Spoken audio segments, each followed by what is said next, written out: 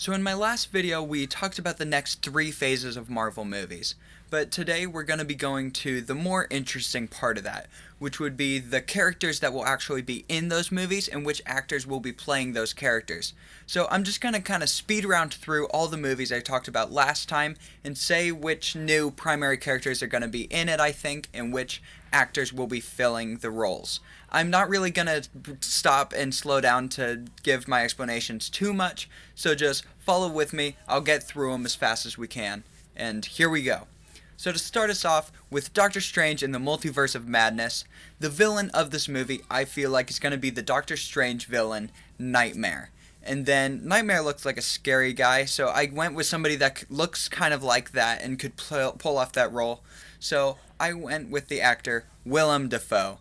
Everybody knows him. He's spooky. I think he would work great for this. Now on to the Loki TV series. And we don't really know much about this show, but one thing we do know is that recently we learned that Owen Wilson will have a large part in this show. So he'll be in there, he'll be somewhere, and everybody's probably gonna say, wow, there's Owen Wilson.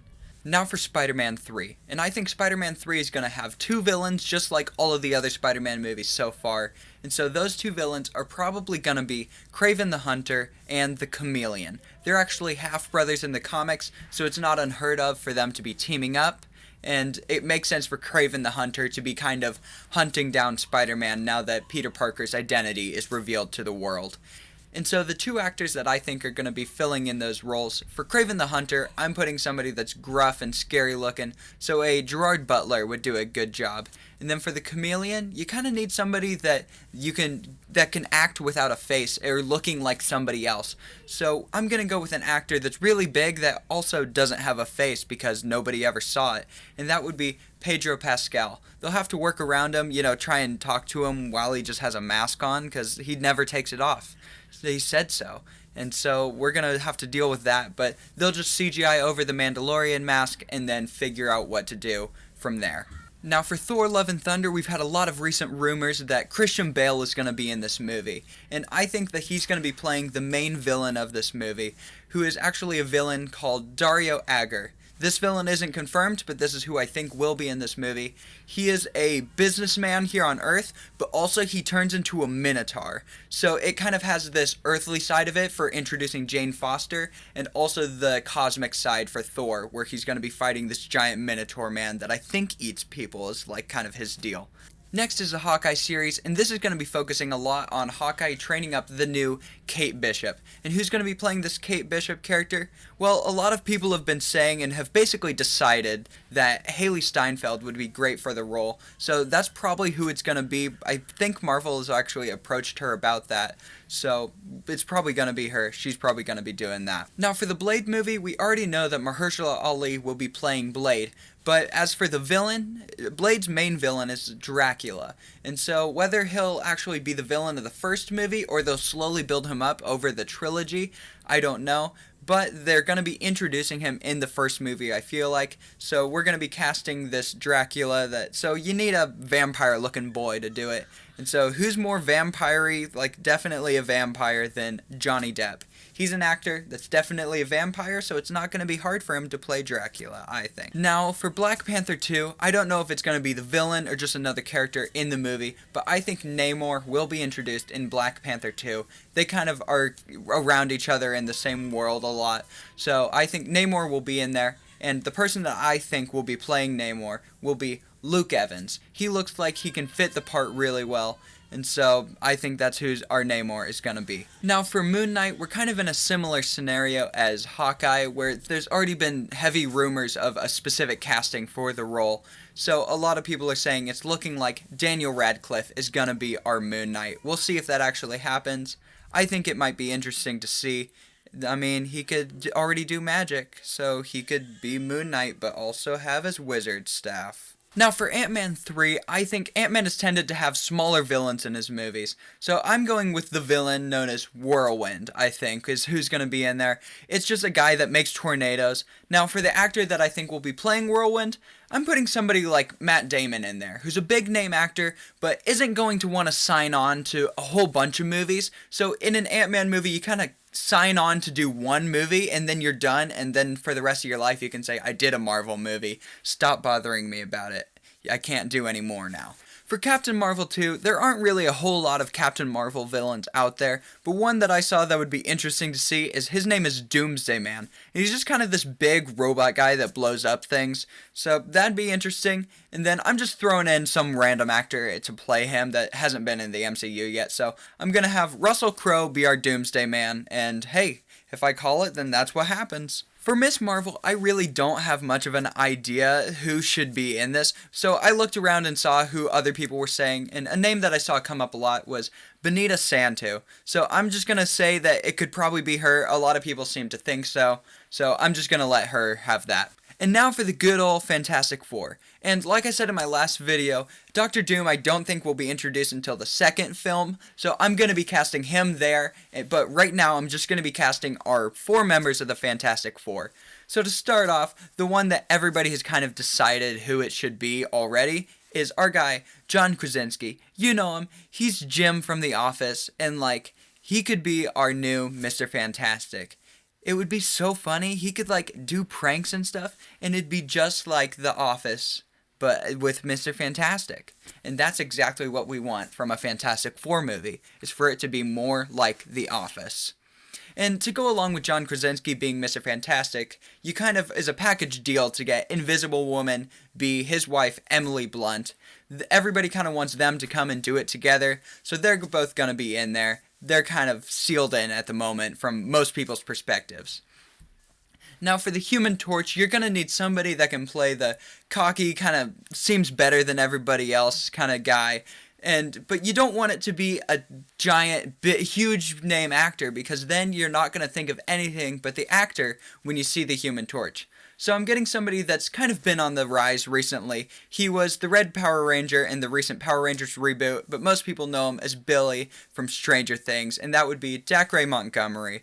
I think he would do a great job in this role. It's kind of similar to Billy, but a good guy version. So that would be interesting. And then for the Thing, who else could it really be? The Thing is made of rocks. It's hard to CGI all that. So just go ahead and cast an actor that is already made of rocks. So we're going to cast Dwayne "The Rock" Johnson to be the Thing, because then it just makes it easier on the visual effects department. They don't even have to do anything. It's just The Rock right there. Now for Guardians of the Galaxy Volume 3, there are 2 key roles that'll be introduced in this movie. One will be Adam Warlock, and second will be the main villain of the movie called the High Evolutionary, who's the guy that actually built Rocket Raccoon.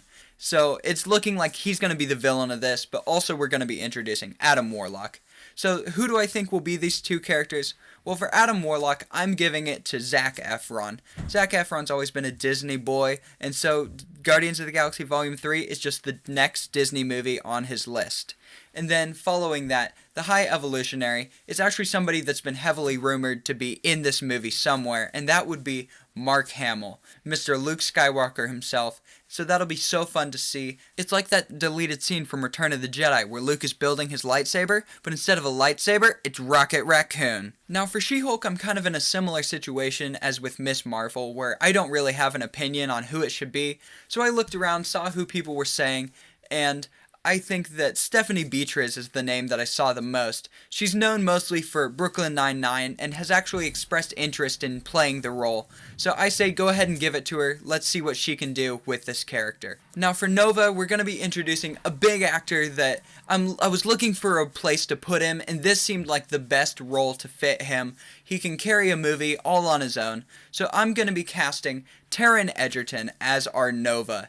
I think he's going to do a good job as the role, and if you don't like it, it's too bad. It's already set in stone because I said it, and so it's going to happen. Now for the Daredevil show, I'm actually casting Daredevil a little bit younger than he's been cast in the past, and so I'm going with a younger actor who kind of had a big break, but has kind of died back down since then. So I'm going with Dylan O'Brien. I think he could do a great job, and he's actually known for doing his own stunts, so that could bring an interesting edge to the new Daredevil series that we'll be having. And after Daredevil, we'll be having our Spider-Man Sinister Six. And I've already cast all of these, but here's who our Sinister Six is gonna be for this film. It's gonna be Vulture, Shocker, Mysterio, Scorpion, Kraven the Hunter, and the Chameleon. and those are going to be our Sinister Six in this final Spider-Man Sinister Six movie. Now for Shang-Chi 2, I said I really think the Iron Fist is going to be in this movie, so here's where I'm going to be casting our MCU Iron Fist. And the actor that I picked for that is Dan Stevens. He looks the role, and I think he could do it, so that's who it's going to be. Now moving on to our other big casting movie, that's going to be the X-Men. And the only X-Men I think are going to be in this movie are actually the original 5 from the comics. So it's going to be them, and then I'm also going to be casting Charles Xavier and Magneto. So to start off, Charles Xavier, you need somebody that can pull off a nice man and a British kind of deal. So I'm going with Daniel Craig. He hasn't really done this. He's done the James Bond, which is kind of gruffer, but I think that he could really pull this off, and he could lead up this team of new X-Men. Then to counter off him is Magneto. And for Magneto, I'm going to be casting Viggo Mortensen. I think he could do a great job, and he could really bring a lot to that role. So to start off this X-Men team, I'm actually going to be casting them all a little bit younger, because again, we need them for the next 10, 15 years of Marvel movies. So to start us off, for our Cyclops, I picked Alden Ehrenreich. Cyclops has never really been a crazy likable character, so I think Alden Ehrenreich is a good fit. Just because if you pick an actor that's too likable, then you don't believe that Cyclops isn't likable. So you need somebody that's kind of middle of the road, rather new, so that people can just see his fresh take on the character and how that works. And then to go along with him, for our Jean Grey, I'm going to be casting Saoirse Ronan. She's been on the rise the last few years, and she's going to be in a Marvel movie at some point, and I think this is the role for her. Our next X-Men member is Angel, and the actor that I think really looks the part and could bring a lot to this role is Ansel Elgort. So I think he could fit that role very well. He looks the part so much, and so that's who I think it's going to be. And moving on from that is our Iceman. And for our Iceman, you want somebody that's a little bit more comedic, but I don't think you need like a comedy actor. So I just picked Dave Franco, looks like a good fit for the role. It really could be anybody, but that's who I say it might be. Now to round out this X-Men team is going to be the Beast. And the person that I picked for the Beast is Samuel Claflin. He's kind of done some bigger stuff in the past, but I think that he could do it really well with this role, doing the smartness and then the gruffness when he needs to be the Beast. And then right after our X-Men movie is our Wolverine TV series, and the actor I picked for Wolverine has already been confirmed to be in the MCU somewhere, and I was looking around for the perfect role for him, and the best one I found was Wolverine. So I think our Wolverine is going to be played by Keanu Reeves. Keanu Reeves has kind of had a resurgence in these past few years, and so I think that he's ready to finally do a new big franchise movie and to be our MCU Wolverine, and I think he's going to be great for the role. After that is going to be our Professor Hulk movie, and this one we kind of already have an idea of what it's probably going to be, and that would be General Ross in the movie as the villain, and then he transforms into the Red Hulk at some point during the film, and that's who's actually the big bad of this Professor Hulk movie. So that Red Hulk can then later build up the Thunderbolts team, which I think will be a Phase 7 movie or TV show. In a similar vein after Professor Hulk is Doctor Strange 3, and we already kind of know who the villain of this would be, because it's Baron Mordo was built up at the end of Doctor Strange 1. He's not going to be the villain of Doctor Strange 2, so he's going to be the villain of the third film in this trilogy. Now for our Heroes for Hire TV series, which is going to have Iron Fist, who I already said would be played by Dan Stevens, and our Luke Cage. Now, who do you think would be a good Luke Cage? Because it really doesn't matter. Disney's going to pick Terry Crews, and you don't have a choice. It's going to be him, and you're all going to end up liking it, and we're all going to hate that we love it. Now for Blade 2, most of Blade's villains are just other vampires, so the key one that I found was Deacon Frost. He was actually a villain in the Wesley Snipes Blade trilogy, so he seems like one that they'll bring back. So I'm saying the villain for the second Blade movie will be Deacon Frost. And so who did I cast as him? Well, I just went and found another vampire boy like Johnny Depp before. So I picked Cillian Murphy, who is also a vampire. So we've just cast 2 vampires as vampires, so they're gonna do great. Now, Fantastic Four 2 is gonna have my final casting of the day, which is gonna be for Doctor Doom.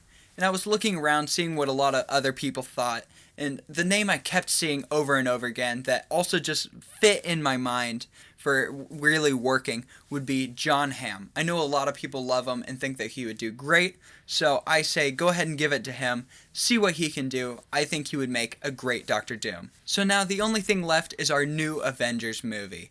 And I already said Doctor Doom is going to be the big villain of this, but what heroes are actually going to be in this movie? I think Disney's going to try and keep it smaller than Avengers Endgame because that was so many heroes. So we're going to keep it like a very smaller team to kind of rebuild back up the Avengers over time. So first of all, we're just going to throw in our leftover heroes from the Avengers Endgame and after all of that. So just throw in some of those. But since it is Doctor Doom as the villain, I guess we should probably have the Fantastic Four in there as well. And then I guess, well, you want to build up the X-Men to be a part of that team, introduce them to the Avengers and stuff, so throw them in there.